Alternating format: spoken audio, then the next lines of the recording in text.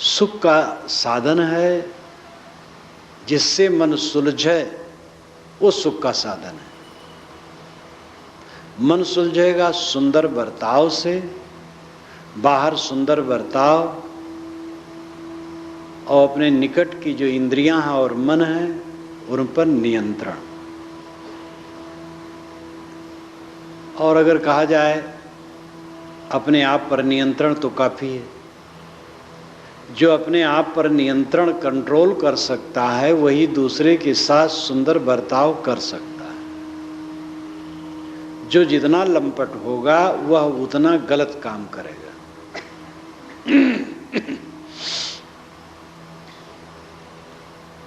जो जितना संयत होगा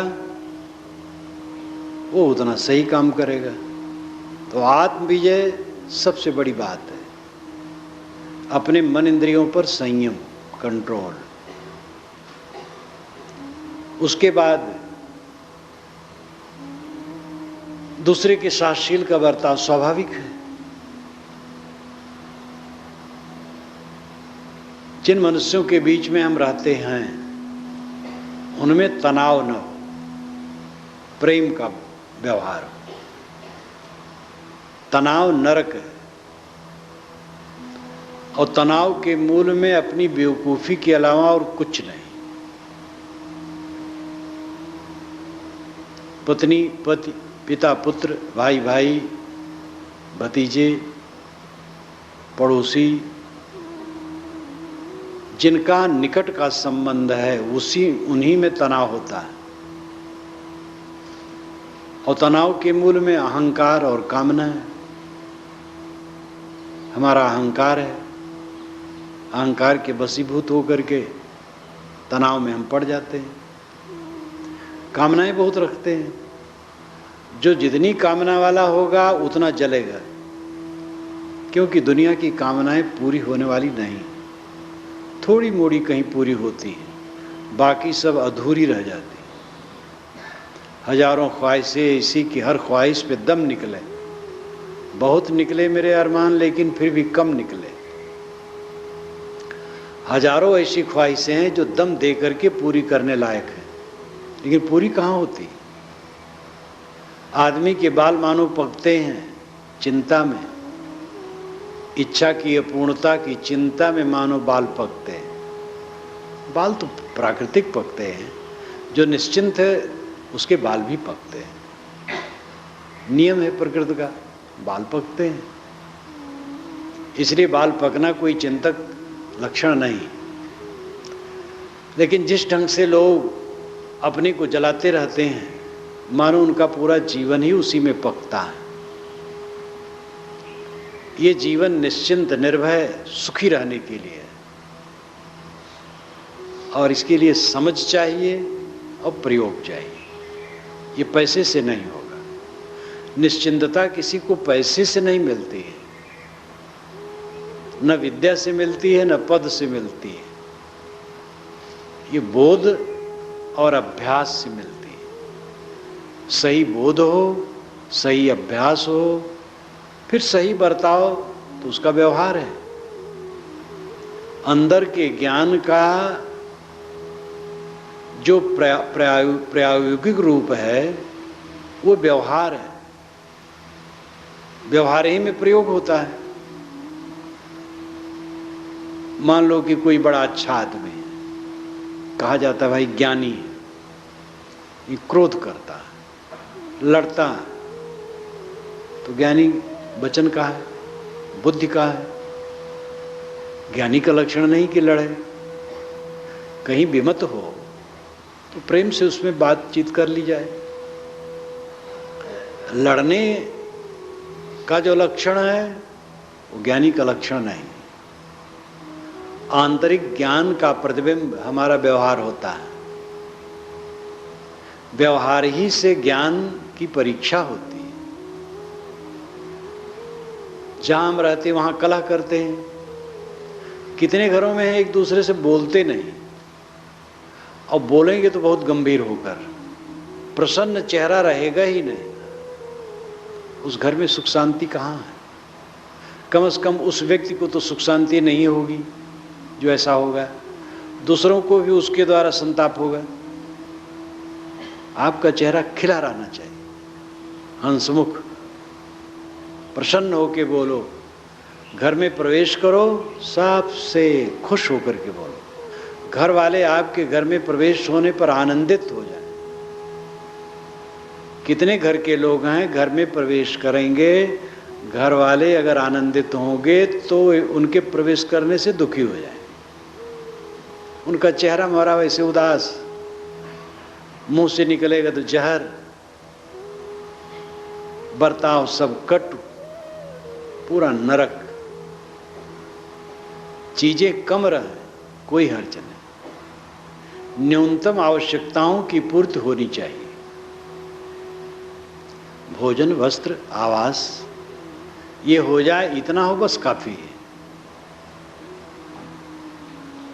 मन बढ़िया हो, सुंदर बर्ताव हो आपस में, शाम को इकट्ठे हो, एक दूसरे से हंसो बोलो, बिला जरूरत भी बात कर लो। कई बार ऐसा होता बात की जरूरत नहीं होती, लेकिन बात उठा करके आपस में बात की जाती है। बात करने से दिल खुलता है, थोड़ा हंसी विनोद हो गया, बातचीत हो गई, मन खुल गया। जिनके घर में हंसी हो ही नहीं सकती, हंसेंगे कैसे? दिल में ताला लगा हुआ है, बातें नहीं कर सकते हैं। भाई के प्रति वैर है, पुत्र के लिए गलत धारणा है, पिता के लिए, पत्नी के लिए, पति पत्नी जिसको अर्धांग अर्धांगिनी कहते हैं। हमारे नीतिकारों ने बड़ा अच्छा शब्द लिया, अर्धांग अर्धांगिनी, दोनों को मिला करके दंपति जोड़ने के लिए बड़े बड़े अच्छे अच्छे शब्द दिए। लेकिन शब्द दे करके क्या करेंगे? जब आपस में तनावग्रस्त रहोगे, शब्द क्या करेगा? सुंदर बर्ताव आपस का स्वर्ग सुख है। झोपड़ी में स्वर्ग है, महल में स्वर्ग है। जहां सुंदर महल कोई बुरी चीज नहीं है। किसी के पास पैसे है, महल बना अच्छा है, लेकिन स्वर्ग उसमें तभी होगा जब आपस का सुंदर बर्ताव होगा, और सुंदर बर्ताव ना हो तो नरक होगा। एक युवक ने मुझे एक बार पत्र भेजा था, महाराज हमारे धन बहुत है, कई भाई हैं, हम छोटे हैं सबसे, लेकिन आपस में किसी से बैठता नहीं। तो मैंने पत्र लिखा, तुम्हारे पास कुछ नहीं, धन क्या है, कांकर पाथर है। जब प्रेम ही नहीं है तो क्या है? सुख सब चाहते हैं, और सुख का मापदंड स्थूल पदार्थों को हम समझते हैं। कई भाई हैं तो अपने बच्चे के लिए जितना बन सके अनाप शनाप बटोर लो, भतीजी को न मिले, ऐसा भाव होगा, वो घर में सुख होगा। भतीजे, अपने बच्चे, सब बच्चे हैं। ये कोई नहीं जानता है कि कौन कैसा होगा, उसमें कौन देवता होगा, कौन सांप होगा, कोई नहीं जानता। अपने का मोह छोड़ दिया जाए तो बड़ा मंगल हो। मोह छोड़ने का मतलब नहीं कि व्यवहार न किया जाए। जो संयुक्त व्यवहार है जहाँ का, वहाँ पर पक्षपात नहीं होना चाहिए। अपना लड़का है, भतीजा है, भयऊ है, भाभी है, अगर ये भेद रखोगे व्यवहार में तो सुख नहीं होगा। जिन मनुष्यों के बीच में हम रहते हैं उन मनुष्यों में समता का भाव आए, और बर्ताव से समता का भाव आएगा। जब एक दूसरे को देख करके खुश होंगे तो सुख मिलेगा, और तनावग्रस्त होंगे तो दुख होगा। लोग गलत सोचते सोचते ही अपने दिमाग को खराब कर लेते हैं, न मालूम क्या क्या कर डालते हैं। पापी मन न मालूम क्या क्या सोचता है।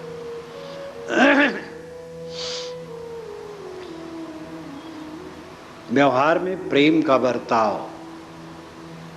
अहंकार, कामना, ये जितने कम होंगे प्रेम का व्यवहार उतना ज्यादा होगा। प्रत्यक्ष उदाहरण है राम और भरत, दोनों में प्रेम इसलिए रहा, दोनों को लोभ नहीं था। राज्य का लोभ न श्री राम को था न भरत को था, इसलिए दोनों में प्रेम निपटा।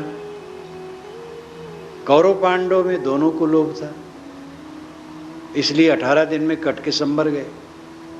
2 महाकाव्य हैं, एक भ्रातृत्व का है, एक भ्रातघाती युद्ध का है। रामायण भ्रातृत्व का यानी भाईचारे का काव्य है और महाभारत भ्रातघाती युद्ध का काव्य है। लेकिन ये न समझना कि महाभारत बेकार है। महाभारत में ही गीता है, और गीता ही नहीं, महाभारत में शांत पर पढ़ो आप, कितना मालटाल है।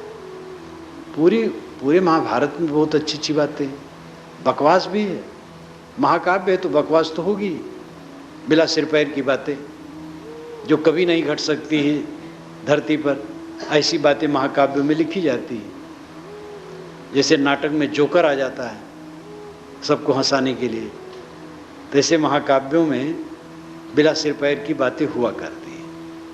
और महाकाव्य क्या जब दर्शन के ग्रंथ में होती है तब और क्या कहा जाए। योग दर्शन 6 दर्शनों में, हिंदू धर्म के दर्शनों में, हिंदू धर्म में 6 दर्शन माने जाते हैं, सांख्य, योग, न्याय, वैशेषिक, मीमांसा, वेदांत। उनमें योग दर्शन सबसे साधना का दर्शन है, इसलिए मैंने उस पर भाष्य भी किया और विद्वानों ने, सामान्य जनता ने, साधकों ने काफ़ी उसको ग्रहण किया। अभी 2 वर्ष हुए हैं, 3रा संस्करण अब उसका होने वाला है। लेकिन उस दर्शन के ग्रंथ में, उस साधना के ग्रंथ में बिना सिर पैर की बातें विभूतिपाद में भरी है। योगी भुनगा जैसा छोटा हो सकता है, हाथी जैसे बड़ा हो सकता है। यहीं बैठे बैठे चीन और रूस, इंग्लैंड और अमेरिका सेकंडों में जाके आ सकता है, आकाश में चल सकता है।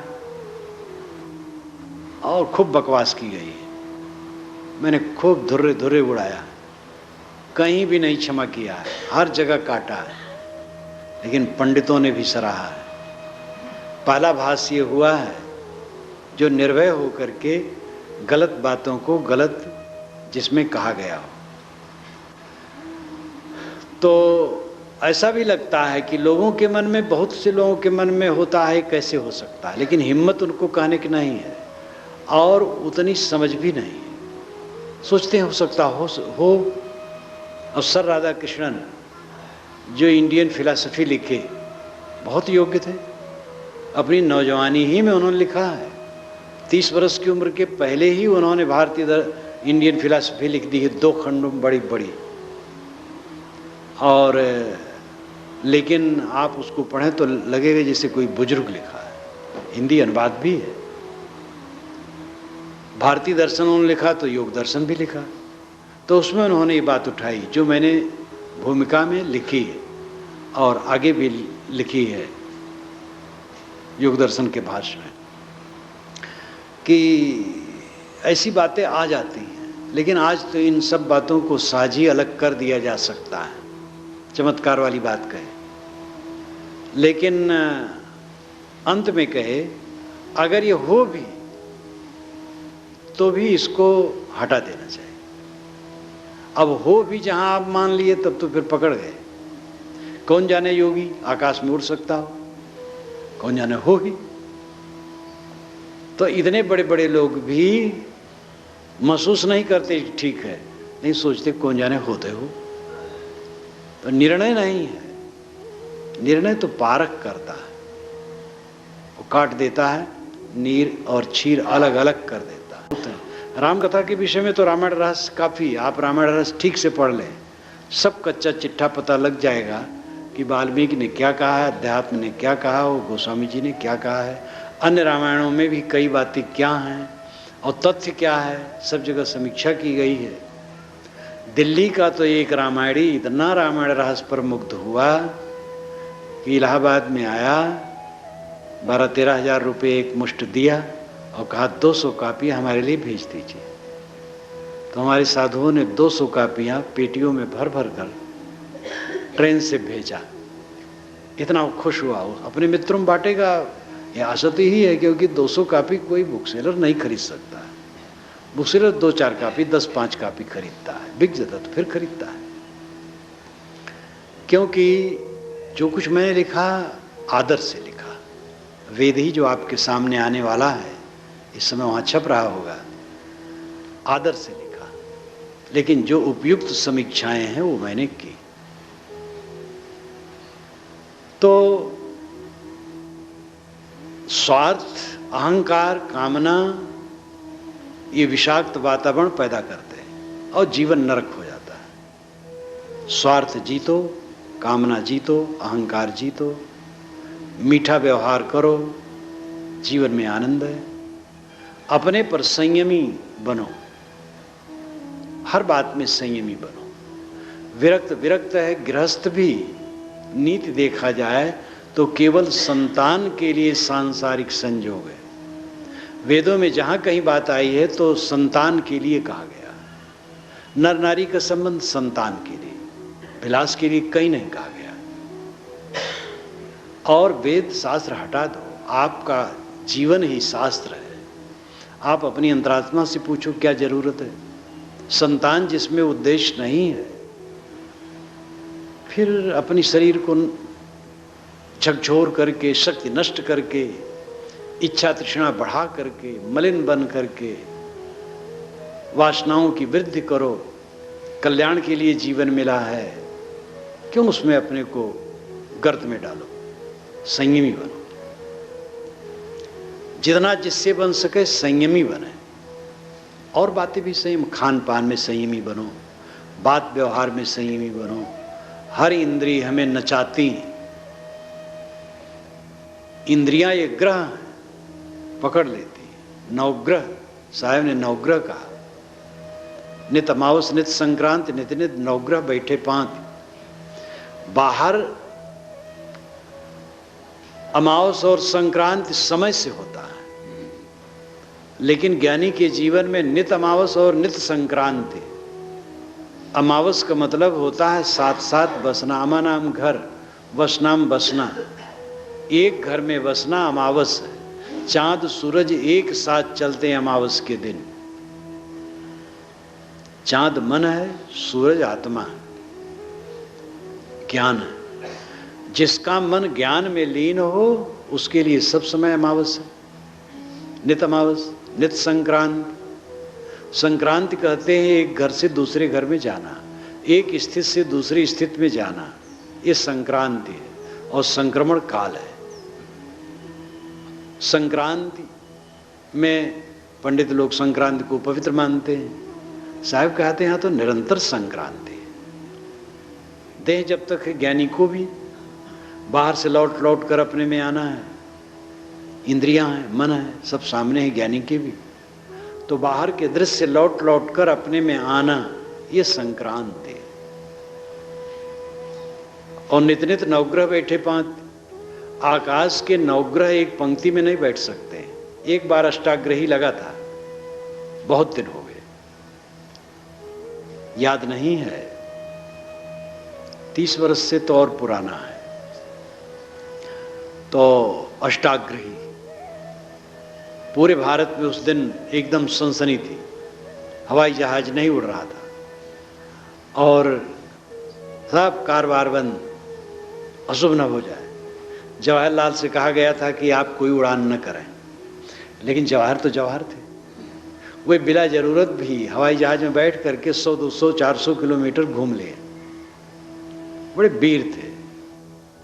आज के नेता तो ऐसे हैं, दोनों हाथ में अंगूठियां, उंगलियां घट जाती हैं, अंगूठियां बढ़ जाती हैं। इनको लज्जा लगती नहीं तो पैर में भी अंगूठियां पहनते। इतने कमजोर नेता होते, हद महाकमजोर। जो कोई बता दे दुआ भभूत झाड़ फूक तंत्र मंत्र। हर नेता करीब करीब कोई तांत्रिक को पकड़े रहता। प्रसिद्ध नेता जवाहर गांधी पटेल। जवाहर तो मैंने दूसरे ढंग के थे, गांधी तो आध्यात्मिक थे, लेकिन तंत्र मंत्र के चक्कर में नहीं थे। महात्मा के दर्शन कर लेना अलग बात है, लेकिन महात्मा को इसलिए नहीं मनाते थे कि हमें आशीर्वाद दे दें। आज के नेताओं की दशा, सब नेता तो नहीं, आज भी सूरवीर कुछ हैं, तो ये मानसिक दुर्बलता है। आत्मसंयमी बनो, आत्मसंयम ही आपको सुख देगा। आसपास के लोग आपको क्या सुख देंगे? थोड़ी सुविधा दे सकते हैं। अंदर में जिसका मन जलता है, दूसरा कोई क्या करेगा? कोई स्वामी है, बड़ा पूज्य है, लेकिन उसका मन जल रहा है, तो साथी लोग सेवा कर सकते, प्रार्थना कर सकते, आरती उतार सकते हैं, और क्या करेंगे? और ये सबसे और रोग बढ़ सकता, और कुछ फायदा नहीं। आरती करने वाले तो मंगल है, और जिसकी आरती की जाती है, अगर वो सावधान नहीं तो उसका अमंगल है। अगर आरती करवाने की इच्छा है तो उसका अमंगल है। तो स्वामी बनने से भी काम नहीं बने, गुरु बनने से भी काम नहीं बनेगा। जो आत्म विजयी है वही सुखी है।